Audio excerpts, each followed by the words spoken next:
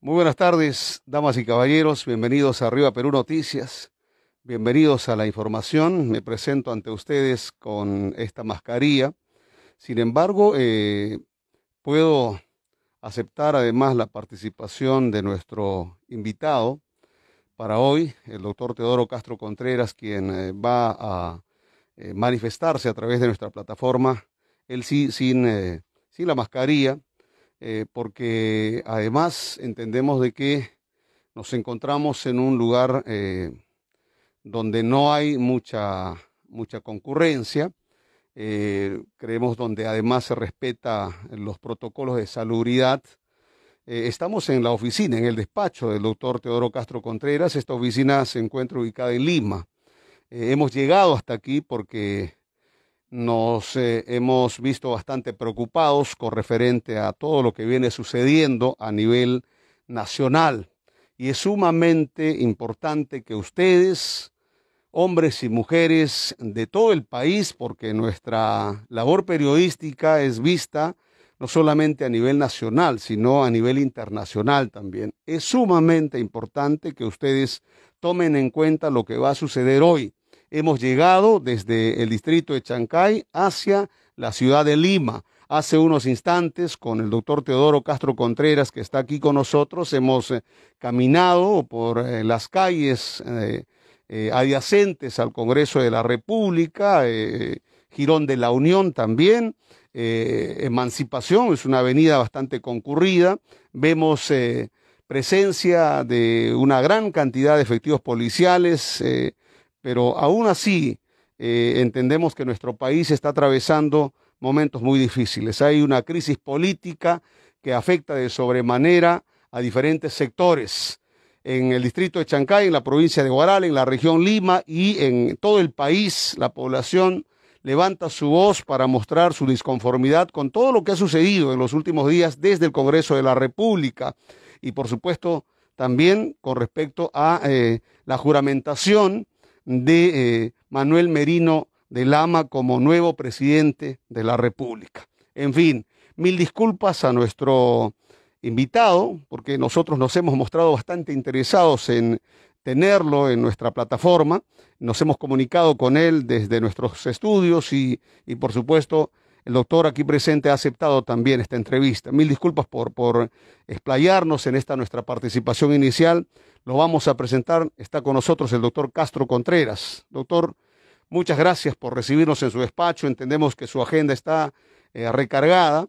Tiene usted muchos compromisos que cumplir. Sin embargo, acepta esta entrevista. Muy buenas tardes. Buenas tardes, René, amigos, efectivamente. Sí, andamos atareados, pero nos damos espacio para poder conversar y sobre todo para poder expresar nuestra disconformidad con la manera en que ha sido vacado el presidente o expresidente ya, don Martín Vizcarra.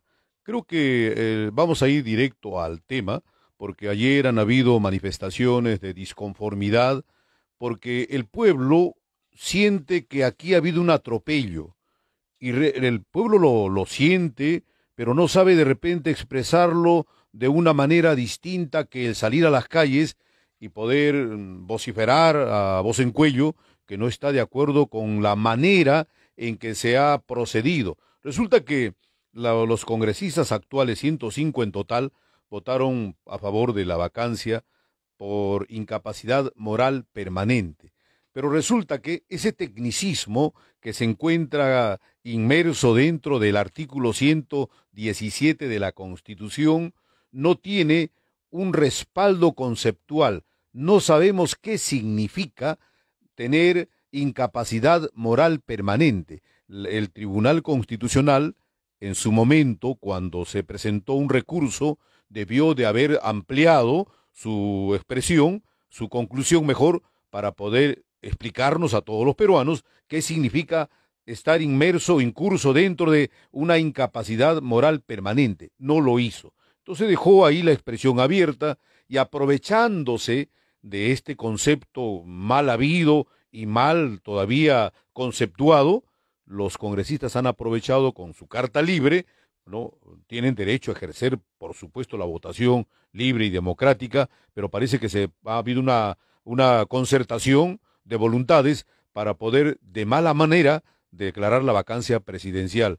Y eso indudablemente es cuestionable, no porque el expresidente no merezca que lo vaquen, ¿no?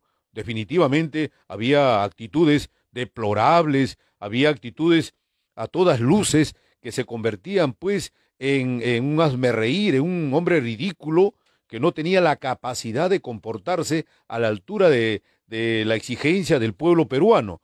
O sea, imagínense mentir de manera constante, meterse en pleitos de chismes con una de sus empleadas, o sea, complotar de manera permanente para poder desmentir lo que ha ocurrido. Esas son causales, creo, que debieron de evaluarse y han servido de pretexto para que el Congreso luego declare la vacancia por incapacidad moral, que no es realmente pues un procedimiento correcto. Esta vacancia es inconstitucional, es ilegal. Muy bien. Tomemos en cuenta de que efectivamente, tal y conforme usted lo menciona y lo detalla, esta vacancia, segunda moción de vacancia, ha sido declarado inconstitucional no solamente por la opinión popular, sino también, como bien usted nos ha demostrado, por diferentes entidades que tienen facultades en poder manifestarse también sobre este tema. Ahora, usted señala que Martín Vizcarra de pronto ha mostrado actitudes deplorables, y uno de los casos que además se ha ventilado públicamente y que ha llevado también al Congreso a solicitar que se le declare por incapaz moralmente, es el caso de Richard Swing, donde se vio comprometida la secretaria de la Presidencia de la República, Karen Roca, y además Miriam Morales, quien tiene mucho que ver también en este caso. Ahora, sin embargo, en esta primera moción de vacancia, no se le pudo comprobar culpabilidad alguna o de pronto algún tipo de comportamiento para que se le declare incapaz moralmente, porque eso también tendríamos que analizarlo con usted, ¿no es cierto? Porque para que la gente entienda qué es lo que significa la incapacidad moral permanente, ¿no? Entonces, en esta primera moción de vacancia no se le vaca, ¿no? Pues, valga la redundancia, no se le vaca a Martín Vizcarra Cornejo. Ahora, en esta segunda moción de vacancia, lo logran sacar de Palacio de Gobierno porque a él se les indicaba de haber recibido más de 2 millones de soles cuando él era gobernador de la región Moquegua y que favoreció a una empresa constructora en 2 obras o con 2 obras y que, bueno, esta acusación se origina por la participación de 2 colaboradores eficaces. Entonces, es en esta segunda moción de vacancia que sí logran sacarlo al presidente o expresidente ahora Martín Vizcarra Cornejo y asume este cargo el que era el presidente del Congreso de la República. Entonces, hablemos de que en la primera moción no se le vaca y en esta segunda moción de vacancia sí se le vaca, pero la reacción de la población es que no se le ha juzgado como tiene que ser a Martín Vizcarra. Por eso es que han salido a las calles.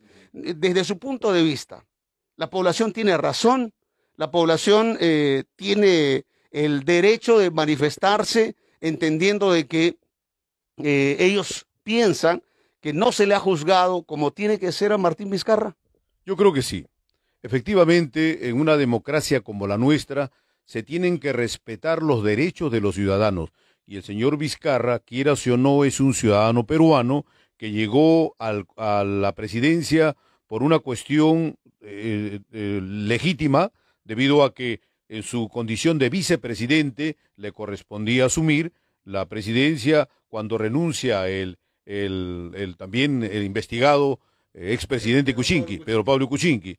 Entonces, su posición allí es legal.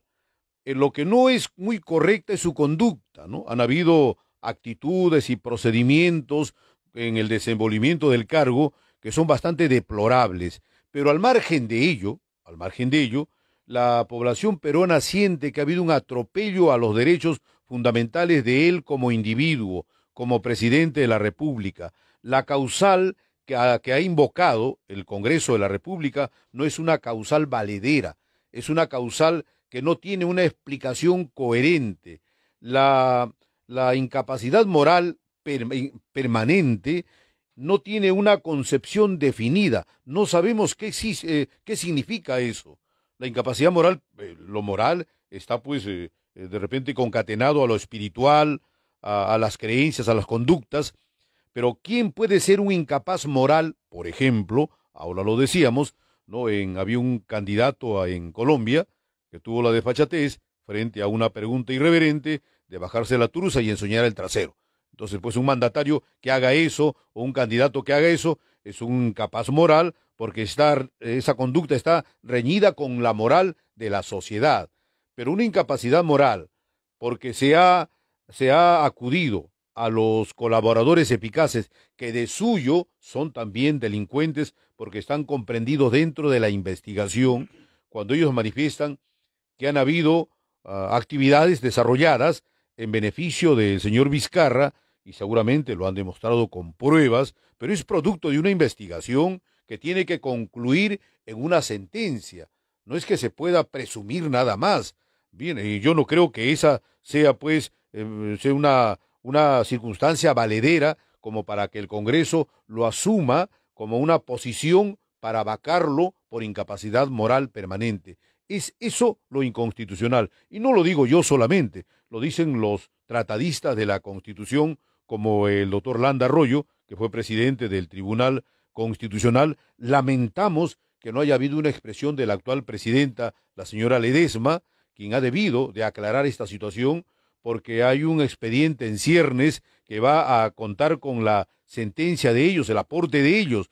¿Quién sino los cuidadores de la Constitución para poder decirnos qué significa esta expresión que está incluida dentro de la Constitución? Una incapacidad moral permanente, me parece, desde la jurídica, que tiene una explicación bastante amplia. No podemos simplemente considerar que una persona es incapaz moral permanente porque se presume que ha estado involucrado en actos de corrupción. Me parece que eso es demasiado frágil como para poder tomar la decisión de destituir a un presidente y generar todo un caos político. El dólar se ha disparado, las inversiones se han paralizado. Es indudable que con esta procura de formar un gabinete de ancha base van a encontrar una respuesta negativa del pueblo, porque aquí hay una incomodidad de parte del poblador. La sociedad dice, no estamos de acuerdo con este procedimiento.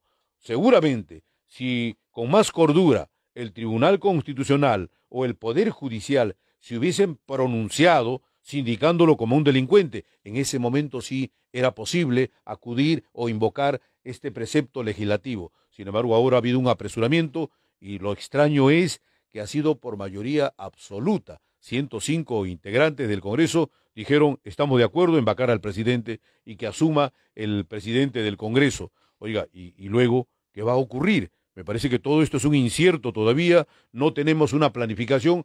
Hoy más que nunca nos hemos dado cuenta que no existen partidos políticos en este país, porque un partido político lo que va a hacer es gobernar de manera conjunta con el Poder Ejecutivo.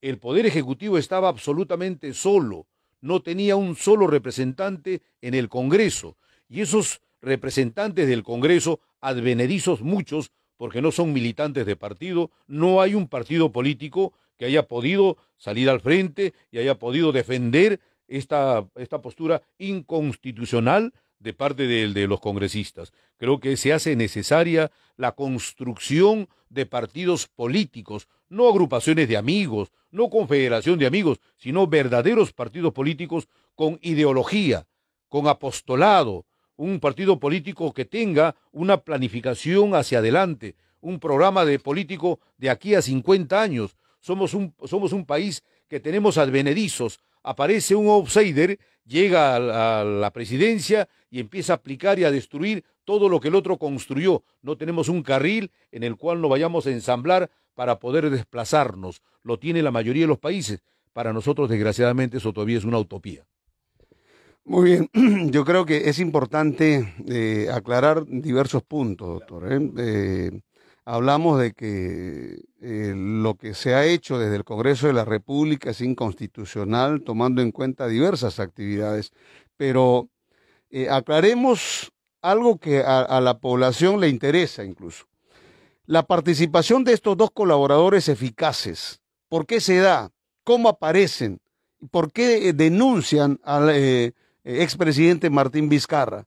¿De dónde salieron ellos? Porque hay quienes están además mostrando una reacción porque creen que los colaboradores eficaces han sido pagados para acusar al presidente de la República, ¿no? Entonces, habría que aclarar este tema también, doctor. Yo creo que usted tiene toda la facultad de hacerlo. ¿Cómo no? A ver, resulta que el instrumento con el que se juzga a un investigado, ¿cierto?, es el Código Penal y el Código Procesal Penal.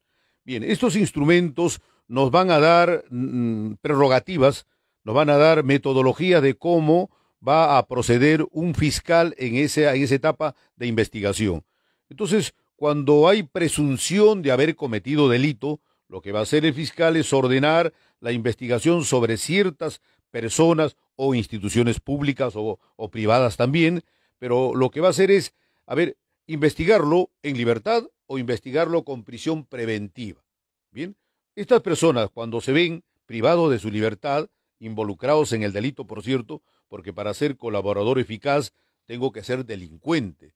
Yo no puedo ser inocente y ser colaborador eficaz. Tengo que ser necesariamente delincuente. Por eso colaboro eficazmente, pero para poder delatar a una persona importante que tiene mayor jerarquía que la mía. O sea, yo soy un colaborador y le digo al fiscal, quiero negociar con usted. Yo tengo datos de actos de corrupción, de actos delincuenciales cometidos por un fulano y tal. Y los colaboradores eficaces piden que se reserve su nombre y se les va a identificar como NN. Entonces ellos van a colaborar desde la penumbra, desde la sombra, desde el incógnito, van a colaborar con el fiscal y el fiscal va a verificar si estos datos que le proporcionan son fidedignos o no.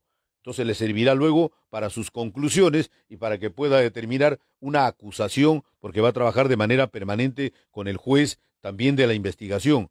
Estos colaboradores tienen que certificar lo que dicen y no pueden acusar, pues, a una persona que no tiene mayor interés para el fiscal.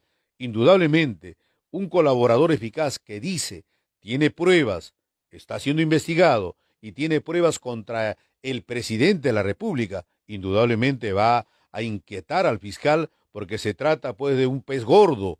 Entonces tiene que investigarlo, pero lo que no me parece correcto es que estas expresiones, lo que manifiesta el colaborador eficaz, se hagan públicos, porque se tienen que mantener las reservas pertinentes. ¿Usted cree que hay intereses de por medio? Sí. Porque de pronto, como usted bien lo menciona, un colaborador eficaz, nosotros lo traducimos así, es quien también está involucrado en actos de corrupción, ¿no? En este caso, ¿no? El caso de haber recibido sobornos por parte de una empresa, en este caso estamos hablando de la empresa Obrainsa, quien ejecutó una obra en Moquegua cuando estaba como gobernador regional el señor Martín Vizcarra Cornejo. Ahora, este señor, como usted bien lo menciona, colaborador eficaz ahora conocido, para, creemos, obtener algún tipo de beneficio, ya que está involucrado en el tema, se dirige al fiscal o al juez y le pide que él pueda también contribuir con la investigación, ¿no? Entonces hay un negociado ahí.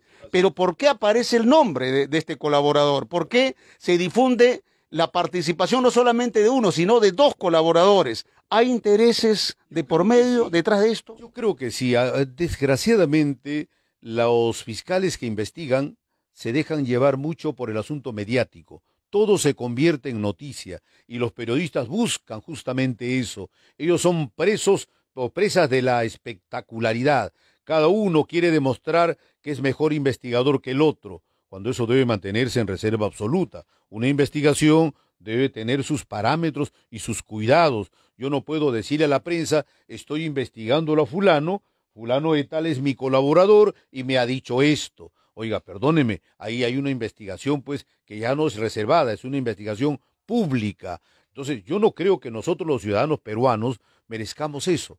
Prendemos la televisión para poder todos los domingos, ¿no? Todos los domingos y casi todos los programas dedicados a señalizar la corrupción en que estaba envuelto el expresidente. que el otro dice yo llevé el paquete, que lo entregué a fulano de tal, que lo recogí, que luego llamó el presidente y dijo ¿cuándo me das el saldo? O sea, todo eso semana a semana. Indudablemente han estado preparando nuestra actitud, nuestro comportamiento para poder asimilarlo, pero no han ellos esperado que haya una reacción virulenta como la que se dio ayer, porque el pueblo ha salido a protestar.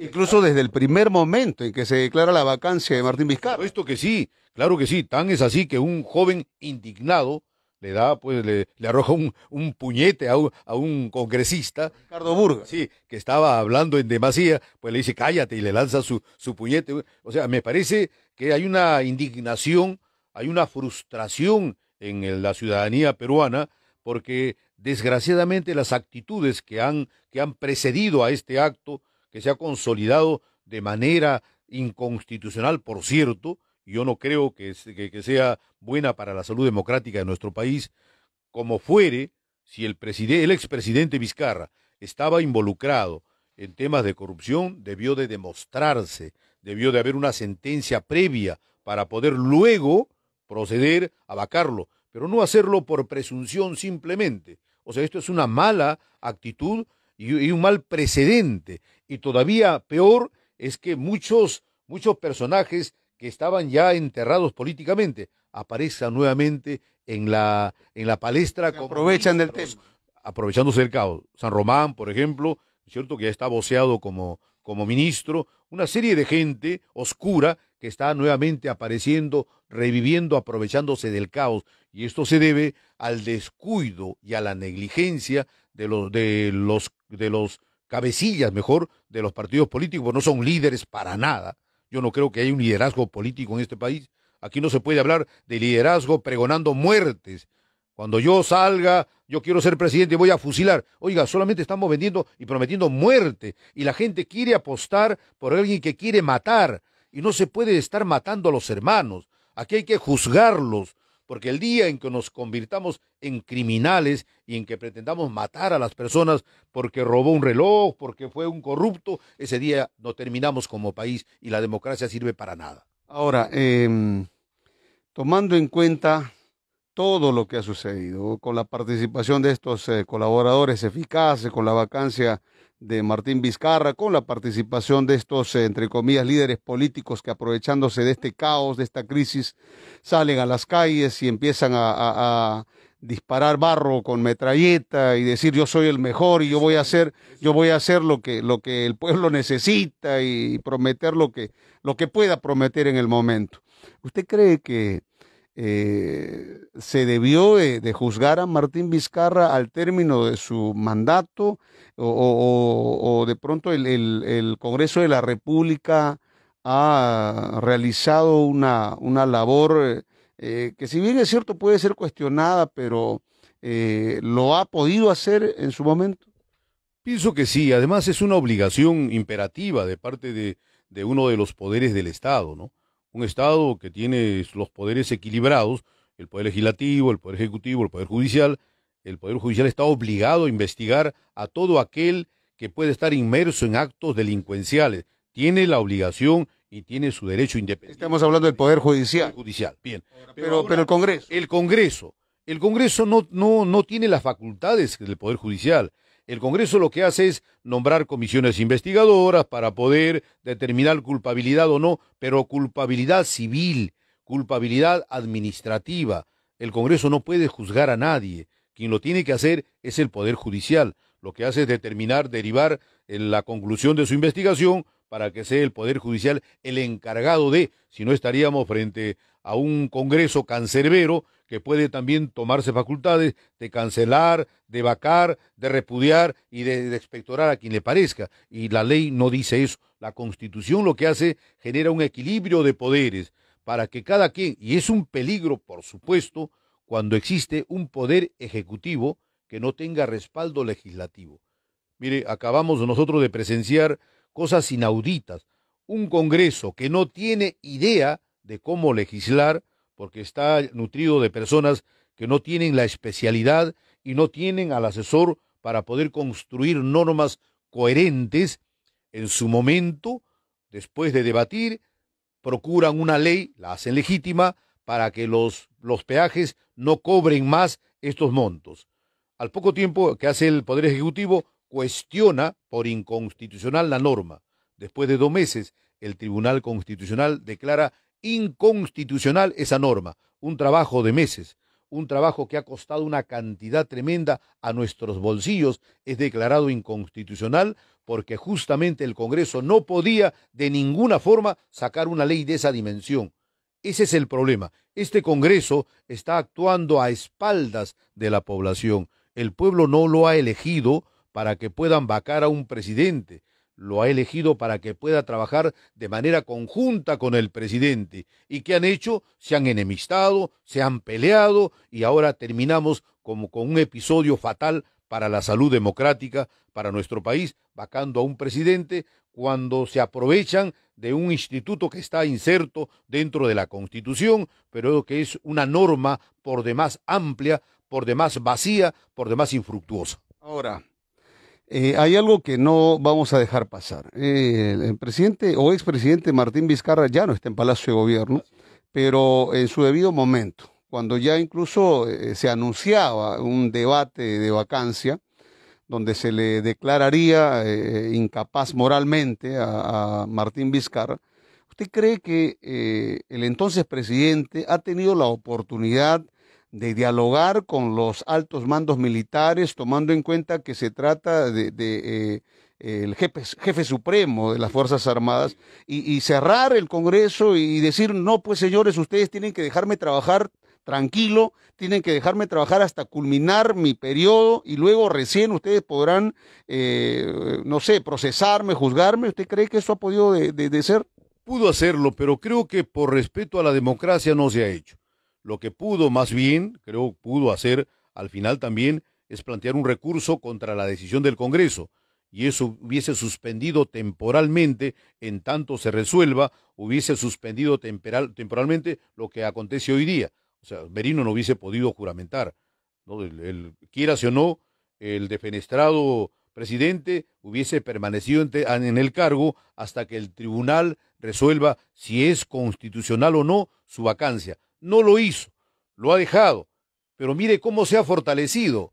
Hoy queremos como presidente a Martín Vizcarra, y no sería extraño que lo lancen como candidato. O sea, mire, se ha logrado fortalecer a una persona que tenía una debilidad frente a un enemigo del interior, porque estamos en un país donde se respeta la democracia, donde los 3 niveles jerárquicos deben de estar en un mismo equilibrio. Estaban peleándose de manera continua el Ejecutivo con el Legislativo, cuándo iban a emanar normas que sean favorables para los peruanos. No, estaban discutiendo el tema de la ONP, ¿no? Que era la jubilación, donde se señalaba que se tenía que devolver a los peruanos los montos que habían aportado sin tener una fundamentación jurídica correcta. Simplemente lo hacen de manera emotiva. O sea, aquí creo que se requieren de leyes bien pensadas. No podemos estar lanzando, ¿cierto?, simplemente disparates legislativos para que al final se cuestione y se caigan. Todo el costo, si yo he trabajado en el Congreso y sé cuánto cuesta hacer una ley, sé cuánto cuesta lograr aprobarla, y para que luego sea declarada inválida no tiene sentido. Pero no tiene sentido cuando el proponente no sabe explicarla y cuando el que lo apoya tampoco sabe por qué lo tiene que aprobar. Creo que hoy más que nunca necesitamos los peruanos elegir personas que tengan el conocimiento para trabajar normas adecuadas. A mí me causa estupor cuando veo, por ejemplo, grupos de personas, partidos políticos, trabajando y proponiendo una constitución cuando no tienen la menor idea de cómo se construye un instrumento normativo. La norma constitucional, la ley de leyes, la norma fundamental es un instrumento delicadísimo que no puede hacerlo cualquiera. Yo recuerdo que por allá por los años 2009, 2010, el señor Abugataz, un congresista, él quería cambiar la ley peruana para que un asesor suyo pueda ser aceptado sin que tenga la secundaria completa. En ese mismo día en que aquí se discutía esa ley, en Chile se estaba aprobando una ley para que todas las leyes referidas a la economía sean revisadas y sean tratadas por 5 premios Nobel de Economía del mundo. Entonces decimos, oiga, pues un congreso de ese nivel sí que vale la pena integrarlo, ¿no? No vamos a estar discutiendo, pues, yo quiero que mi asesor solamente tenga primaria completa. Perdóneme, el requisito es por lo menos que sea un profesional. Entonces, estamos discutiendo banalidades y allá se discutían cosas trascendentales. Creo que de ese tamaño existe el error en este país que debemos de corregirlo, por cierto. Ahora, cuando Manuel Merino de Lama declara la vacancia de Martín Vizcarra Cornejo, ¿usted puede darnos una opinión con respecto a la participación de este expresidente? Porque salió inmediatamente acompañado de sus ministros en el frontis de Palacio de Gobierno y con la voz entrecortada, muy emotivo. Dijo, yo me retiro, hoy mismo me voy de Palacio de Gobierno con la frente en alto, tal y conforme ingresé, y de pronto hasta se le vio ahí con ganas de llorar. ¿Usted cree que se ha utilizado este momento para de pronto presentarse ante la población como quien quiere seguir gobernando, pero que no lo dejan? Yo creo que se ha victimizado un poco las circunstancias y los asesores, ¿no? O sea, lo extraño es que el discurso en el Congreso no ha sido un discurso de acá, ha sido un discurso trabajado. Sabemos que el discurso de los presidentes lo trabajan los técnicos, pero y eso es lo malo. Un presidente tiene la obligación de decirnos lo que siente y lo que piensa, no leer un documento trabajado por otro. Me parece que todo esto también ha sido aprovechado por Vizcarra y bien aprovechado, ¿no? Estratégicamente. Para victimarse. Creo que aparece como una víctima de la circunstancia donde hay un Congreso que se ha aprovechado, se ha excedido, que lo ha hecho, por cierto, pero también pues él no es ningún santo, pues, ¿no? También deseamos claro, Vizcarra ha actuado de lo peor, ha actuado con desaciertos, o sea, no ha tenido una actitud correcta. Yo no me sentía representado por él y la mayoría de peruanos no se sentían representados por él porque no tenía la actitud que exigimos de un presidente en este país. Hay personas brillantes que seguramente asuman ese cargo y van a tener un comportamiento alturado, aquí envuelto en cosas tan absurdas, tan domésticas, investigado por más de 72 actos de corrupción. Realmente es lamentable, pero nos correspondió pues tener un presidente como él, así que lo único que nos quedaba en este momento es que la democracia se defienda y se utilicen los instrumentos necesarios pero permisibles, no instrumentos vetados. Ese artículo invocado por los congresistas para poder vacarlo a Vizcarra es absolutamente inconstitucional. Yo creo que debemos de pelear para que no se vuelva a repetir cosas como esta. Debemos de pelear para defender nuestra democracia. Tenemos la obligación, creo, de salir a las calles y tenemos el derecho de hacer que nos escuchen los medios de comunicación para decir no podemos tolerar que en este país se pisotee la democracia, se pisotee los derechos de las personas por más culpables que aparezcan ser hasta que no se demuestre.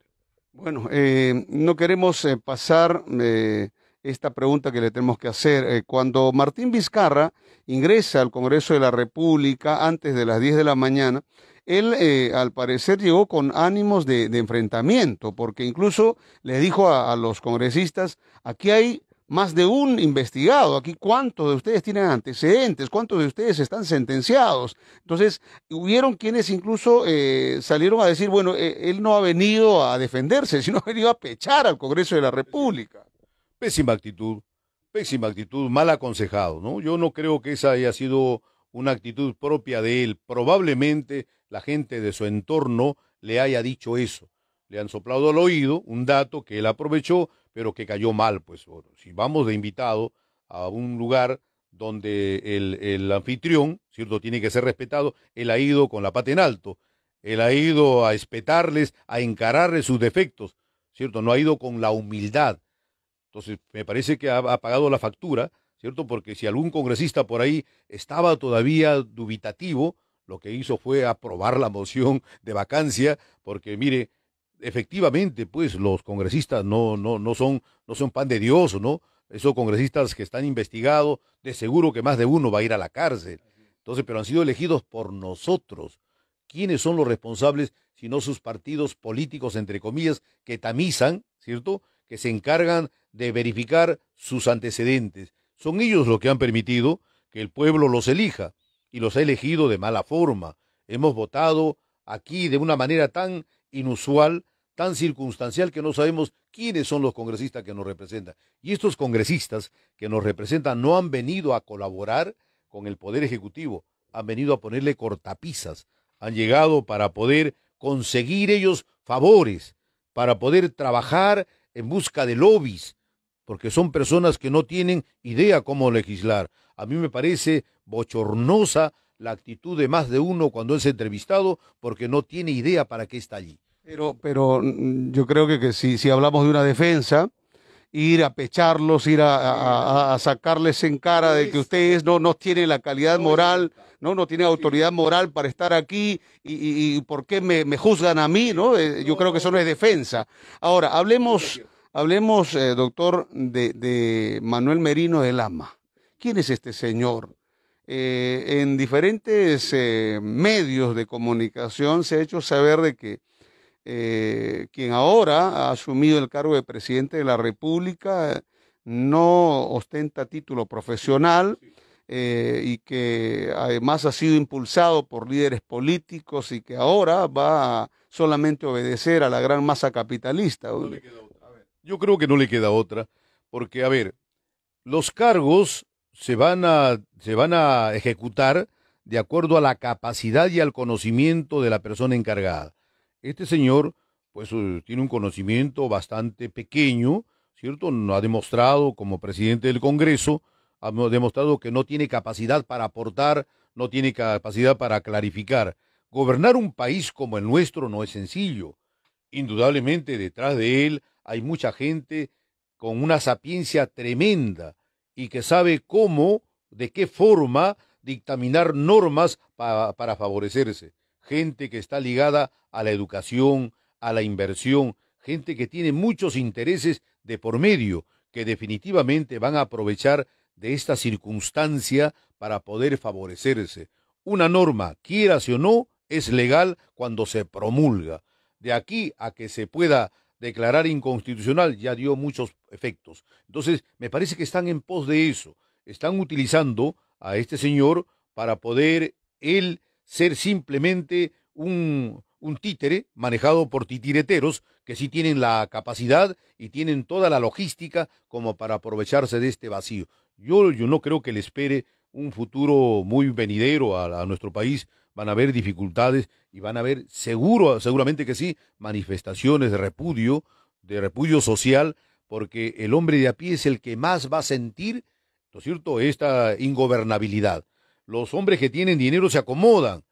O sea, los hombres que tienen plata siempre van a estar vinculados al poder. Para nosotros es difícil, para nosotros es complicado, para ustedes es difícil convivir. Mire, me parece tan absurdo, por ejemplo, que la señora periodista Mávila Huerta diga en algún momento, de algo tenemos que vivir, ¿no? Cuando se descubre que le pagan para que pueda echarle flores al gobierno. Digo, oiga, perdóneme, es que a esos niveles se llega cuando hay condicionamientos, pues, cuando hay esa actitud mezquina y absurda en un país que necesita ahora más que nunca gente honesta, ahora más que nunca gente pensante. Y yo celebro que la gente salga a la calle, celebro que los jóvenes universitarios hayan salido a decirle a este Congreso que es un Congreso de lo peor, que es un Congreso abusivo, que es un Congreso aprovechador, y creo que se lo merecen. Realmente tenemos nosotros que tener cuidado de aquí en adelante y ustedes, sobre todo, ser cuidadosos y vigilantes, porque no le depara nada bueno al país, por lo menos, ojalá que el cronograma de elecciones se pueda cumplir a pie juntillas. Ojalá que no haya ningún pretexto por allí para poder postergar las elecciones, porque eso sí generaría un caos absoluto, René.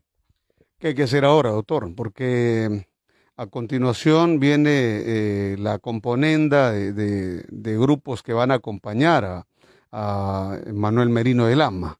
O sea, incluso se está anunciando de que quienes no habían participado en la política desde hace muchos años ahora lo van a hacer, van a retornar a liderar ministerios incluso, ¿no? Van a dirigir los ministerios. Entonces, ¿qué es lo que tenemos que hacer, doctor, como ciudadanos peruanos?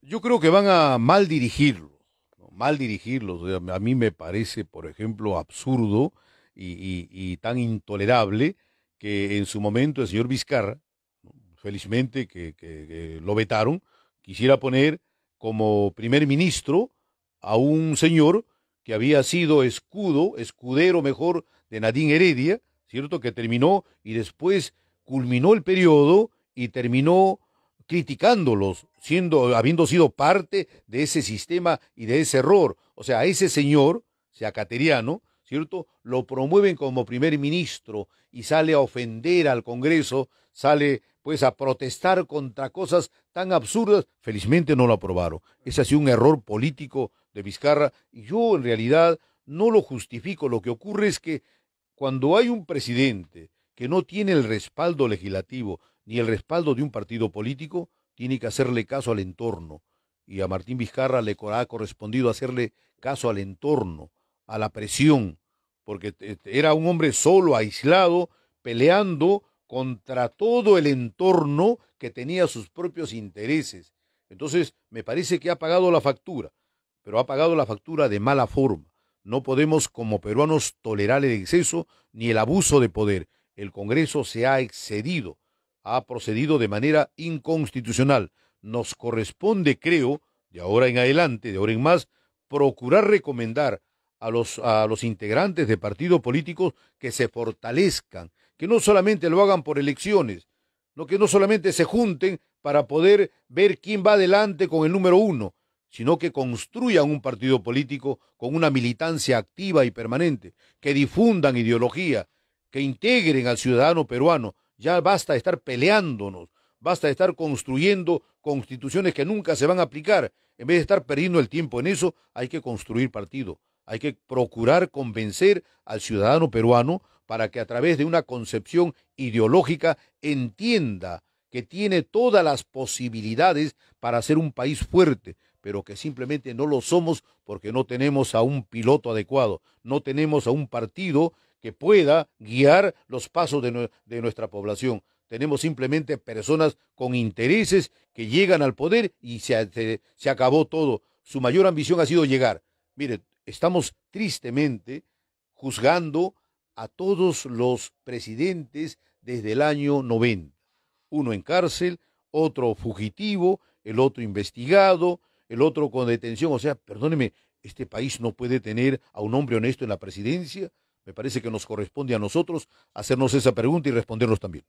Se vienen las elecciones parlamentarias, presidenciales, doctor. ¿Qué hay que hacer? En realidad no recomendaría nada porque está complicado el tema. Yo no creo que hasta en este momento haya ningún líder político que haya hecho los méritos como para llegar, pero tenemos que elegir a alguien y nos corresponde desgraciadamente siempre encontrarnos en esa situación. O sea, dos males hay que elegir el mal menor. O sea, no nadie ha hecho lo suficiente como para construir un partido político, construir y comprometer a las diferentes clases sociales, a las diferentes vertientes políticas, porque aquí no se trata de que un solo partido político va a gobernar. Creo que aquí tiene que haber una concertación, pero una concertación en pos del beneficio del Perú.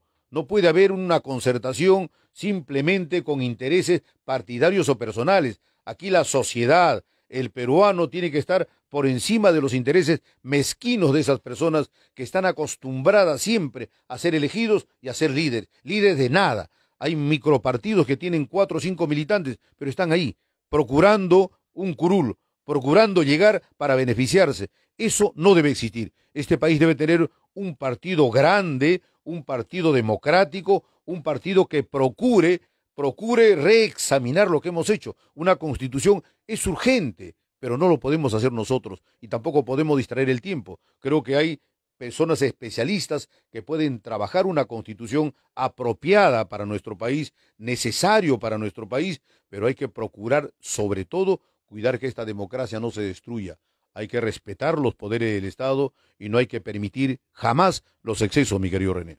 Bueno, yo creo que a como dé lugar tenemos que participar de un acto electoral que sí es constitucional, doctor. Muy bien, sus saludos, doctor, para nuestros seguidores. Creemos que ha sido bastante importante su participación ahora cuando el Perú vive una crisis política muy lamentable, muy preocupante y que estamos a puertas todavía de un proceso eleccionario que va a tener que darse a como dé lugar. Así haya juramentado un nuevo presidente, ya van 4 antes de cumplirse los 4 años. Usted mencionaba acerca de estos presidentes con antecedentes, perseguidos, prófugos, encarcelados, pero miren cómo estamos, 4 presidentes en menos de 4 años, doctor. Increíble, pero bueno. Muchísimas gracias, doctor. Su saludo a la población. Muchísimas gracias, René, por esta oportunidad. Te agradezco por haberte trasladado desde mi querido Chancay a esta humilde oficina, pero creo que ha valido la pena la conversación, ¿no? Ha valido la pena que los amigos televidentes también puedan escucharnos y puedan reflexionar sobre lo que decimos, porque lo que procuramos es prepararnos para poder de alguna manera explicar estos acontecimientos, ¿no? Yo no voy a participar en estas elecciones, me hubiese gustado representar a mi pueblo Chancay, pero me estoy guardando para después. Pero sí voy a participar activamente, no voy a participar en ningún partido político porque no tengo necesidad de hacerlo, voy a participar como ciudadano y de seguro que nos va a corresponder darle afirmación o por lo menos potencializar una propuesta coherente. Ya aparecerá en su momento seguramente una propuesta coherente que vamos a tener nosotros que avalar, que vamos a tener que defender. Yo creo que este país necesita de un líder de verdad. Este país necesita de una propuesta que sea aplicable a nuestras necesidades.